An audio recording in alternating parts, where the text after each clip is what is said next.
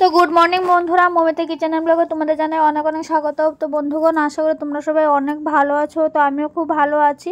তো বড়দের প্রণাম, ছোটদের অনেক অনেক ভালোবাসা জানিয়ে আজকের ভিডিওটা বন্ধুরা শুরু করলাম। তো আজকের ভিডিওটা বন্ধুরা বিকাল থেকেই শুরু করছি। তো আজকের ভিডিওটা বিকালও হবে না, ধরো 3টা সাড়ে 3টার পর থেকে আমি ভিডিওটা শুরু করলাম। তো আমাদের এখানে যেহেতু তাড়াতাড়ি সন্ধ্যা হয়ে যায়, তো দেখো মোটামুটি আমাদের এখানে কীরকম একটা ওয়েদার, মানে মোটামুটি সন্ধ্যা সন্ধ্যা একটা ভাব একটা হয়ে গেছে। তো চলো বন্ধুরা, আজকে হলো আমাদের কীর্তনের বাসি উৎসব।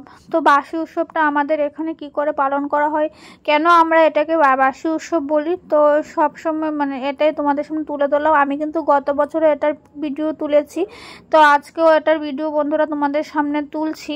তো চলো বন্ধুরা, তোমাদের সামনে সেটা তুলে শেয়ার করছি। তো দেখো, এই ঠাকুরগুলিকে প্রতি বছরই একজনের বাড়িতে রাখা হয়। কীর্তনের মধ্যে যে রাধাকৃষ্ণ গৌরনিতাইগুলি ছিল, তো প্রত্যেকবারে একজনের মধ্যে এবারও ওদের বাড়িতে রাখা হবে। তো তার আগে পুরো পাড়াটা পরিক্রমা করা হয়। তো পুরো পাড়াটা পরিক্রমা করে তারপর ওদের বাড়িতে নেওয়া হয়। আর এটার মধ্যে থাকে আমরা পাড়ার সবাই, মানে ম্যাক্সিমামই আমরা পাড়ার সবাই থাকি। তো ওরা বলছে ওদেরকে তোলার জন্য, ওরা আবার এখানে হাই করছে। তাই আমি বললাম তোমাদেরকে অন্ধকার তো লাগছে। তো দেখো এখানে দেখো পাড়ার কাকিমারা পুরো উলুধুরা নাচ দিয়েছে। ওদের এত এনার্জি নাচের মধ্যে কোথায় পাই জানি না। আমি তো শর্ট ভিডিওর জন্য 5 মিনিট নাচলে হাঁপিয়ে যাই। কাশ এই কাকিমা থেকে যদি কয়েকজন কাকিমা যদি আমার শর্ট ভিডিওর জন্য যদি নেচে দিত, কতই ভালো ছিল। আমার প্রতিদিন সেজেগুজার নাচতে হতো না। তো ওদেরকে একটু বলতে হবে যে আমার শর্ট ভিডিওর জন্য নেচে দাও। তোমরা নাচলে আমার মানে ভালোই লাগে দেখতে, বাট আমার তো ভিউজ দিয়ে কাম, তোমরা নাচো। আর এখন দেখি মোটামুটি পাড়া থেকে সবাই আমাকে ডেকে ডেকে বলে যে আমাদের ক্যামেরা তুলো। তো দেখবে এখন একটা বোনও বলবে যে আমাকে ভিডিওর মধ্যে তুলো।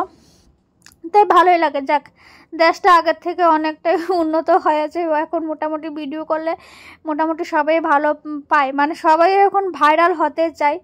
তো সবাই এখন অনেকটা আশা আগ্রহী। তো মানে দেখতে ভালো লাগলো। আর যেহেতু এটা আমি একটা স্মৃতির পাতায় রাখবো, তো তার জন্য আমি বেশি বকবক করলাম না, রয় দিলাম। চলো দেখতে থাকো।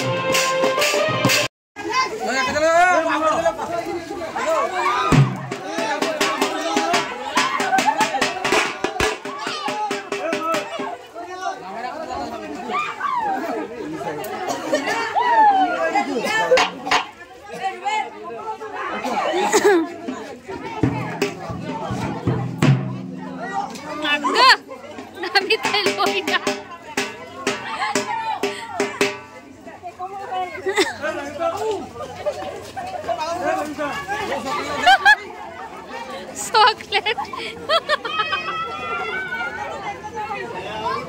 এই দেখো গাইজ একটা প্লেন যাচ্ছে।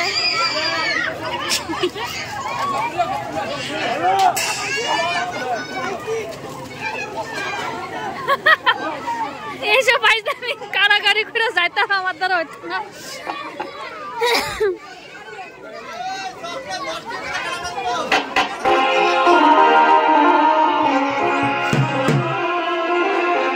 আমার দ্বারা হবে না।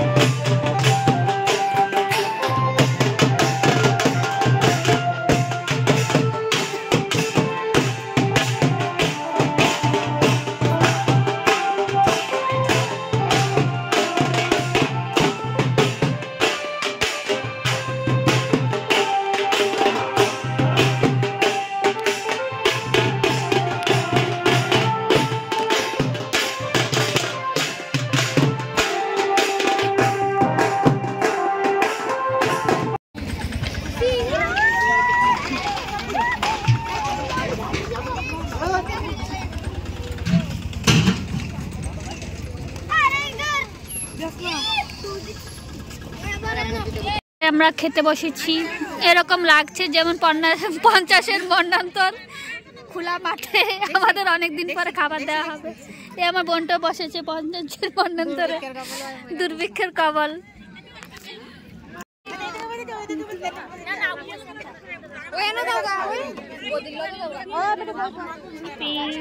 দেখ পরে এটা তো সুন্দর লাগছে।